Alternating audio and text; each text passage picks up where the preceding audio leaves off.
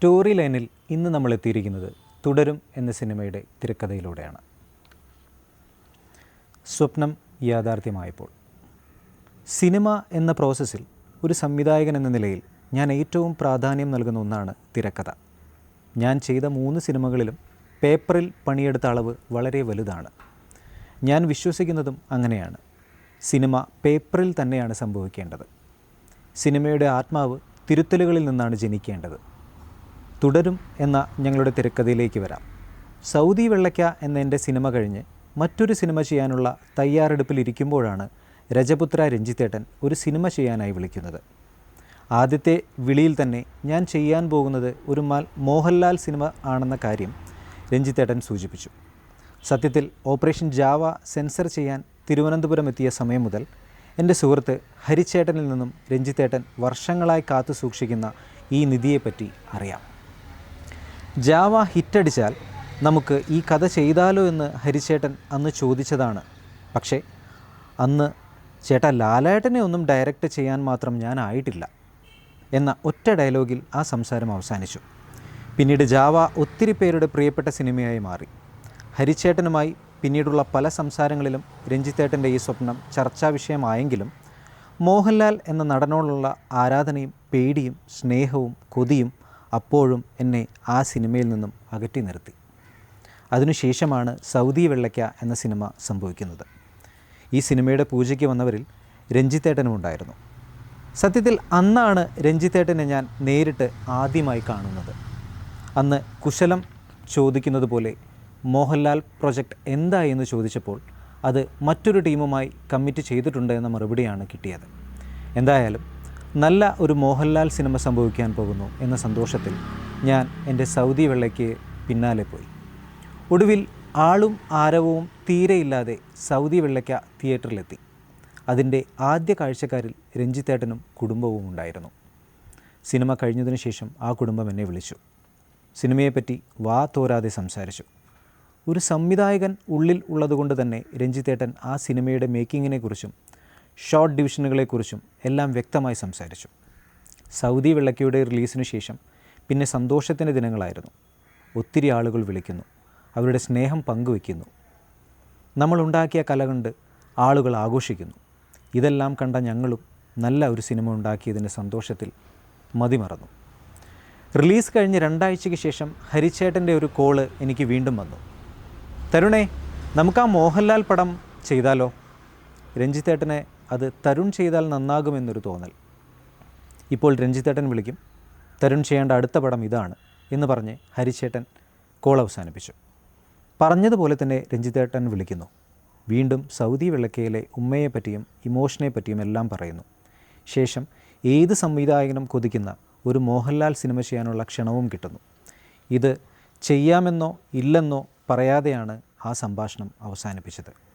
എല്ലാത്തിനും കൂടെ നിൽക്കുന്ന കുടുംബത്തോടും പിന്നെ എൻ്റെ ഡയറക്ഷൻ ടീമിനോടും രഞ്ജിത്തേട്ടൻ ഇങ്ങനെ ഒരു കാര്യം പറഞ്ഞിട്ടുണ്ട് എന്ന സൂചന കൊടുത്തു. ഒരുപാട് സന്തോഷത്തോടെ ചെയ്ത 2 സിനിമകൾക്കും തിയേറ്ററുകളിൽ ആളുകളെ എത്തിക്കാൻ എല്ലാവരും ചേർന്നെടുത്ത ഉദ്യമങ്ങളെ ഓർമ്മിപ്പിച്ചുകൊണ്ടാണ് പിന്നീട് എല്ലാവരും സംസാരിച്ചു തുടങ്ങിയത്. ഒരു നല്ല ചെറിയ സിനിമ ചെയ്യാൻ നമ്മൾ എടുക്കുന്നതിൻ്റെ ഇരട്ടി കഷ്ടപ്പാടാണ് അതിനെ ജനങ്ങൾക്കിടയിൽ എത്തിക്കാൻ നമ്മൾ എടുക്കുന്നത്. ഇതുവരെ ചെയ്ത സിനിമകളെ മാനിച്ചുകൊണ്ട് തന്നെയാണ് പറയുന്നത്, നമ്മൾ ഇപ്പോൾ എടുക്കുന്നതിൻ്റെ പകുതി അധ്വാനം മതി മമ്മൂക്കയോ ലാലേട്ടനോ ഉള്ളൊരു സിനിമ ജനങ്ങളിലേക്ക് എത്തിക്കാൻ. പക്ഷേ അങ്ങനെ ഒരു സിനിമ ചെയ്യുമ്പോഴും അതിൽ ചേട്ടൻ്റെ കയ്യൊപ്പുണ്ടായിരിക്കണം. ചേട്ടൻ ചെയ്യേണ്ട അടുത്ത പടം ഇതാണ്. എല്ലാവരുടെയും അഭിപ്രായം ഒന്നായ സ്ഥിതിക്ക് ഇനി പേടിച്ച് നിന്നിട്ട് കാര്യമില്ല, ഒരു തീരുമാനമെടുക്കുന്നതാണ് നല്ലത് എന്ന് എനിക്കും തോന്നി. ഒരു കഥ പലവട്ടമായി കേൾവിക്കാരനെ കാത്ത് ഇങ്ങനെ മുന്നിൽ വന്ന് നിന്നിട്ട് അതിനെ കേൾക്കാതെ പോകുന്നത് ശരിയല്ലല്ലോ എന്ന തോന്നലിലാണ് ഞാൻ തിരുവനന്തപുരത്തേക്ക് വണ്ടിയെടുത്ത് പോകുന്നത്. രജപുത്രയുടെ ഓഫീസിലെത്തിയ എനിക്ക് വലിയ സ്വീകരണമാണ് കിട്ടിയത്. രഞ്ജിത്തേട്ടൻ തന്നെ എല്ലാവർക്കും എന്നെ പരിചയപ്പെടുത്തുന്നു. പിന്നീട് ചിപ്പി ചേച്ചി എത്തുന്നു. ചേച്ചിയെ കണ്ടതും എനിക്ക് ആദ്യമായൊരു സമ്മാനം തന്ന ആളാണ് ചേച്ചിയെന്ന് ഞാൻ പറഞ്ഞു. ഒന്നും പിടികിട്ടാതെ തന്നെ ചേച്ചിയെ കണ്ട് ഞാൻ പറഞ്ഞു, പണ്ട് കൊച്ചിൻ ഷിപ്പ്യാർഡിൽ വെച്ച് നടന്ന ചിത്രരചനാ മത്സരത്തിന് ചീഫ് ഗസ്റ്റായിട്ട് വന്ന ചിപ്പി ചേച്ചിയുടെ കയ്യിൽ നിന്നും സമ്മാനം വാങ്ങിച്ച കഥ. പെട്ടെന്ന് തന്നെ ഞങ്ങളെല്ലാവരും ഒരു കുടുംബം പോലെ എടുത്തു. രഞ്ജിത്തേട്ടൻ 10 മിനിറ്റ് കൊണ്ട് വർഷങ്ങളായി കൊണ്ടു നടക്കുന്ന ആ സ്വപ്നത്തിൻ്റെ കഥ എന്നോട് പറഞ്ഞു. ശേഷം KR സുനിലിനെക്കുറിച്ചും അയാളുടെ കാത്തിരിപ്പിനെക്കുറിച്ചും പറഞ്ഞു. ഏതാണ്ട് 12-13 വർഷങ്ങൾക്ക് മുമ്പ് സുനിൽ പറഞ്ഞ ആ കഥയാണ് ഇപ്പോൾ എന്നെ തേടി വന്നിരിക്കുന്നത് എന്നതായി പിന്നീടുള്ള എൻ്റെ ആവേശം. സുനിലേട്ടനെ നേരിൽ കാണാൻ തീരുമാനിച്ച് ഞാൻ അവിടെ നിന്നും ഇറങ്ങി. തിരുവനന്തപുരത്തു നിന്നും തിരിച്ചെത്തിയ ഞാൻ നേരെ സുനിലിനെ കാണാനായി പോയി. ഫോർട്ട് കൊച്ചിയിലെ ഒരു എക്സിബിഷൻ ഹാളിൽ വെച്ച് നേരിട്ട് കണ്ടു. അവിടുത്തെ ചുവരുകളിൽ പ്രദർശിപ്പിച്ചിരുന്ന ചിത്രങ്ങളിൽ നിന്നും അയാളുടെ കലകളെക്കുറിച്ച് അറിഞ്ഞു, മാനവികത മനസ്സിലാക്കി. പിന്നീടുള്ള സംസാരത്തിൽ നിന്നും സിനിമ ചെയ്യാൻ കാത്തിരുന്ന 12 വർഷങ്ങളുടെ നിരാശയും മടുപ്പും പരിശ്രമങ്ങളും എല്ലാം അറിഞ്ഞു. എല്ലാത്തിനുമൊടുവിൽ ഞാൻ ആ സിനിമ ചെയ്യാൻ തന്നെ തീരുമാനിച്ചു. സുനിൽ ആഗ്രഹിച്ചതുപോലെ അയാൾ മനസ്സിൽ കണ്ട കഥയുടെ സത്ത ചോർന്നു പോകാതെ സിനിമയുടെ ചില ഗമിക്കുകൾ കൂടി ചേർത്ത് ഒരു മോഹൻലാൽ സിനിമ എഴുതി തുടങ്ങാൻ തീരുമാനിച്ചു. സുനിൽ പലവട്ടം മാറ്റി എഴുതിയ പഴയ തിരക്കഥ വായിക്കാൻ പോലും തരാതെ അയാൾ എൻ്റെ തീരുമാനങ്ങൾക്കൊപ്പം നിന്നു. ആ കഥയുടെ ആത്മാവറിയുന്ന സുനിലിൻ്റെ നേതൃത്വത്തിൽ ഞങ്ങൾ പതിയെ എഴുതി തുടങ്ങി.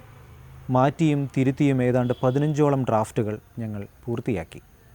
നിർമ്മാതാവ് എന്ന നിലയിൽ സിനിമയെപ്പറ്റി കൃത്യമായ ബോധ്യമുള്ള രഞ്ജിത്തേട്ടനും തിരക്കഥ ഓരോ വട്ടവും വായിക്കും.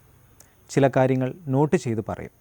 എത്ര എഴുതിയിട്ടും തൃപ്തിയാവാതെ 18ാമത്തെ ഡ്രാഫ്റ്റിലേക്ക് കടക്കവേ ഒരു ദിവസം എൻ്റെ അസോസിയേറ്റായ മോഹിത് പറഞ്ഞു, ചേട്ടാ, ഇത് മലയാള സിനിമ ഇൻഡസ്ട്രി കണ്ട ഏറ്റവും വലിയ ഹിറ്റാണ്. 20ാമത്തെ ഡ്രാഫ്റ്റിൽ നമ്മൾ ഈ പടം ലോക്ക് ചെയ്തിരിക്കും. ഇതിപ്പോൾ എനിക്കും ഒരു വാശിയാണ്. അവൻ പറഞ്ഞത് കേട്ട് ആ വാശി എന്നിലേക്ക് പടർന്നു. പറഞ്ഞതുപോലെ 20ാമത്തെ ഡ്രാഫ്റ്റിൽ എല്ലാവരെയും കൊതിപ്പിച്ച സുനിലേട്ടൻ്റെ ആ സ്വപ്നം പേപ്പറിൽ അങ്ങനെ തെളിഞ്ഞു വന്നു. പിന്നീട് നടന്നത് ചരിത്രം. സത്യത്തിൽ ഇത് നല്ലൊരു സിനിമ ഉണ്ടാക്കാനുള്ള രഞ്ജിത്തേട്ടൻ്റെ സുനിലേട്ടൻ്റെയും കാത്തിരിപ്പിൻ്റെ ആഗ്രഹത്തിൻ്റെ ഫലമാണ്. സിനിമ അങ്ങനെയാണ് സംഭവിക്കേണ്ടത്. സിനിമ എന്നത് ഒരു കലാരൂപമാണോ അതോ ബിസിനസ്സാണോ എന്ന് ചോദിക്കുന്നവരുടെ മുന്നിൽ വെച്ച് കൊടുക്കാവുന്ന ഉത്തരമാണ് തുടരും. ഇത് ഒരു കൂട്ടം ആളുകളുടെ കലയാണ്. അവരുടെ കലയോടുള്ള സമർപ്പണമാണ്, കൊതിയാണ്. കല നന്നായപ്പോൾ അതിൻ്റെ ബിസിനസ്സും നന്നാവുന്നു എന്ന് മാത്രം. ഇങ്ങനെ തന്നെ സിനിമകളും സിനിമാ സ്വപ്നങ്ങളും ഞങ്ങളിലും നമ്മളിലും തുടരട്ടെ. അല്ല, തുടരും. തരുൺ മൂർത്തി. കൊടുങ്ങല്ലൂരിലെ പോലീസ് സ്റ്റേഷന് മുന്നിൽ കൂട്ടിയിട്ട വാഹനങ്ങളിൽ ഒന്നിലേക്ക് നോക്കി നിൽക്കുന്നൊരു മനുഷ്യൻ്റെ മുഖം ഉള്ളിൽ തട്ടിയത് ഏതാണ്ട് 12 വർഷങ്ങൾക്ക് മുൻപാണ്. പിന്നീടുള്ള യാത്രകളിൽ അയാൾ ഒരു കഥയായി മനസ്സിൽ പരിണമിച്ചു. ടാക്സി ഡ്രൈവറായി ജീവിതം കൊണ്ട ആ കഥാപാത്രത്തിനൊരു വിളിപ്പേരും വീണു, ബെൻസ്. ഒഴിവു നേരങ്ങളിലെയും യാത്രകളിലെയും എല്ലാം ചിന്തകളിൽ അയാളിലൊരു സിനിമാ സാധ്യതയും തെളിഞ്ഞു. അങ്ങനെയാണ് നിർമ്മാതാവായ രഞ്ജിത്തേട്ടനിലേക്ക് എത്തിയത്. അതോടെ ആ പ്രൊജക്റ്റിന് വലിപ്പം വെച്ചു. ചെറിയ തോതിലല്ല, മഹാനടൻ മോഹൻലാലിനോളം വലിപ്പം. തീർത്തും സാങ്കല്പികമായിരുന്ന, ഞാൻ ഒരിക്കലും കണ്ടിട്ടില്ലാത്ത ബെൻസിനെ പക്ഷേ ആദ്യം കഥ കേട്ടവരായ മോഹൻലാൽ, രഞ്ജിത്ത് രജപുത്ര, ആൻ്റണി പെരുമ്പാവൂർ എന്നിവർക്ക് നന്നായി അറിയാമായിരുന്നു. ജീവിതത്തിനും ലൊക്കേഷനുമിടയിലുള്ള യാത്രകളിൽ പലയിടങ്ങളിൽ വെച്ച് അവർ ബെൻസിനെ പോലുള്ള ചില ഡ്രൈവർമാരെ കണ്ടിട്ടുണ്ടായിരുന്നു. സിനിമ സംഭവിക്കാൻ മറ്റ് കാരണങ്ങളൊന്നും വേണ്ടി വന്നില്ല. എങ്കിലും പല കാരണങ്ങളാൽ സിനിമ വൈകി. പലരും വന്നുപോയി. ഞാനും ഫോട്ടോഗ്രാഫിയും ബിനാലെ പോലുള്ള പ്രദർശനങ്ങളിലേക്ക് നീങ്ങി. അതിനിടയിലെല്ലാം ആ കഥാപാത്രം മനസ്സിലൂടെ സഞ്ചരിച്ചു കൊണ്ടിരുന്നു. ചിലപ്പോൾ നിശബ്ദമായി മാറി നിന്നു. നിരാശയുടെ ലോകത്തിലൂടെ ചിലപ്പോൾ ഒഴുകാതെ ഞാനും കടന്നുപോയി. എന്നാൽ കാലങ്ങൾ പിന്നിട്ടിട്ടും ലാലേട്ടൻ്റെ ഉള്ളിലെ ആ കഥ മായാതെ ഉണ്ടെന്ന് നേരിട്ടും രഞ്ജിത്തേട്ടനിലൂടെയും മറ്റ് പലപ്പോഴായി അറിഞ്ഞപ്പോൾ ആ വേദന മറന്നു. ഒടുവിൽ രഞ്ജിത്തേട്ടൻ വഴിയുള്ള തരുൺ മൂർത്തിയുടെ കടന്നുവരവ് വലിയ വഴിത്തിരിവായി. മട്ടാഞ്ചേരിയിൽ എൻ്റെ ചിത്രങ്ങളുടെ പ്രദർശനം നടക്കുന്ന ഗ്യാലറിയിലേക്ക് തരുൺ എത്തിച്ചേരുകയായിരുന്നു. എൻ്റെ മനസ്സുമായി ചേർന്നു പോകുന്ന ഒരാളാണെന്ന് ആദ്യ സംസാരത്തിൽ തന്നെ മനസ്സിലായി. കഥയും കഥാപാത്രങ്ങളുടെ രൂപവും കഥയുമായി ബന്ധപ്പെട്ട പലതരം ചിന്തകളും തരുണുമായി പങ്കുവച്ചു. അവയോടുള്ള പ്രതികരണങ്ങൾ അത്രയും കാലത്തെ കാത്തിരിപ്പിന് അർത്ഥമുണ്ടാകുന്നതിൻ്റെ ആദ്യ സൂചനകളായി. മാത്രവുമല്ല, ആയിടെ കണ്ട സൗദി വെള്ളയ്ക്ക എനിക്കേറെ ഇഷ്ടപ്പെട്ട സിനിമയായിരുന്നു. തരുൺ എഴുതിയതിലും പങ്കാളിയായതോടെ സിനിമ പിന്നെയും വളർന്നു. പുതിയ കാലത്തിലേക്ക് കൂടുതലെടുത്തു. ആത്യന്തികമായി സിനിമ സംവിധായകൻ്റെ കല തന്നെയാണ് എന്ന് വിശ്വസിക്കാനാണ് ഞാനും ഇഷ്ടപ്പെടുന്നത്. ചിത്രീകരണ ദിവസങ്ങളിൽ പോലും തരുണിലൂടെ ഈ സിനിമ വികസിച്ചു. മോഹിത് അടക്കമുള്ള തരുണിൻ്റെ ടീം ഞങ്ങളുടെ ചർച്ചകളിലും എഴുത്തുകളിലും ചിത്രീകരണത്തിലും ഒരേ മനസ്സുമായി കൂടെ നിന്നു. മാത്രമല്ല, ഒരു നിർമ്മാതാവ് എങ്ങനെയാണ് സിനിമയ്ക്കൊപ്പം സർഗാത്മകമായി സഞ്ചരിക്കുക എന്നതിൻ്റെ വലിയൊരു തെളിവായിരുന്നു രഞ്ജിത്തേട്ടൻ. ചിപ്പിച്ചേച്ചിയും അവന്തികയും അടക്കമുള്ള ആ കുടുംബത്തിൻ്റെ കാത്തിരിപ്പും വിശ്വാസവും കൂടെയായിരുന്ന ഈ സിനിമ വർഷങ്ങൾക്ക് മുമ്പ് തിരക്കഥയുടെ ആദ്യ രൂപം കൈമാറുമ്പോൾ ചെറിയ കുട്ടിയായിരുന്ന അവന്തിക ഇപ്പോൾ ഈ സിനിമയുടെ എക്സിക്യൂട്ടീവ് പ്രൊഡ്യൂസറായി എന്നത് മറ്റൊരു യാഥാർത്ഥ്യം. പ്രധാന വില്ലൻ കഥാപാത്രമായ ജോർജ് സാറിനായുള്ള മുഖങ്ങളെ തിരയുന്നതിനിടെയാണ് സുഹൃത്തും പ്രശസ്ത പരസ്യചിത്ര സംവിധായകനുമായ പ്രകാശ് വർമ്മയെ ചെറിയൊരു ഇടവേളയ്ക്ക് ശേഷം കണ്ടുമുട്ടുന്നത്. മോഹൻലാലിൻ്റെ വില്ലനാകാൻ താല്പര്യമുണ്ടോ എന്ന് എൻ്റെ പ്രതീക്ഷ ഏതുമില്ലാതിരുന്ന ചോദ്യത്തിന് പ്രകാശ് വർമ്മ യെസ് പറഞ്ഞതോടെ അതൊരു വഴിത്തിരിവും ചരിത്ര നിമിഷവുമായി. ബെൻസിനൊപ്പം ജോർജ് സാറും ഈ സിനിമയിലൂടെ മലയാളികളുടെ പ്രിയപ്പെട്ടവരായി. പ്രകാശ് വർമ്മ, മണിയൻപിള്ള രാജു, ബിനു പപ്പു, ഫർഹാൻ ഫാസിൽ, ഇർഷാദ്, ഷാജി കുമാർ, ആദ്യ യാത്ര മുതൽ സിനിമയോടൊപ്പമുണ്ടായിരുന്ന സുഹൃത്ത് ഗോകുൽദാസ്, ഡിക്സൺ പൊടുത്താസ് തുടങ്ങിയ കുറേ നല്ല സിനിമകൾക്കൊപ്പമുള്ള ഷൂട്ടിംഗ് ദിവസങ്ങൾ മികച്ച അനുഭവമായിരുന്നു. മലയാള സിനിമാ വ്യവസായത്തിൽ പതിറ്റാണ്ടുകളുടെ പ്രവൃത്തി പരിചയമുള്ള രഞ്ജിത്തേട്ടനിൽ നിന്ന് സിനിമയെ വെല്ലുന്ന അനേകം ജീവിതകഥകൾ കേൾക്കാനായി. വർഷങ്ങളോളം മനസ്സിൽ കൊണ്ടിടുന്ന കഥാപാത്ര സന്ദർഭങ്ങൾ, മോഹൻലാലിലൂടെയും ശോഭനയിലൂടെയുമെല്ലാം മുന്നിൽ അവതരിപ്പിക്കപ്പെട്ട ചില സന്ദർഭങ്ങൾ സ്വാഭാവികമായും ഞാനും വികാരാതീതനായി. ഈ യാത്രയിൽ പല കാലങ്ങളിലായി ഒപ്പം ചേർന്ന അനേകം മനുഷ്യരുടെ അധ്വാനത്തിൻ്റെയും കാത്തിരിപ്പിൻ്റെയും ഫലം കൂടിയാണ് തുടരും എന്ന സിനിമ. പ്രിയപ്പെട്ട ലാലേട്ടൻ, തരുൺ, രഞ്ജിത്തേട്ടൻ, ഷാജി കുമാർ, ജെയ്ക്സ് ബിജോയ്, ഷഫീഖ്, വി വിഷ്ണു, ഗോവിന്ദ് എന്നിവരോടൊന്നും നന്ദി പറയേണ്ടതില്ല. സ്നേഹം, KR സുനിൽ.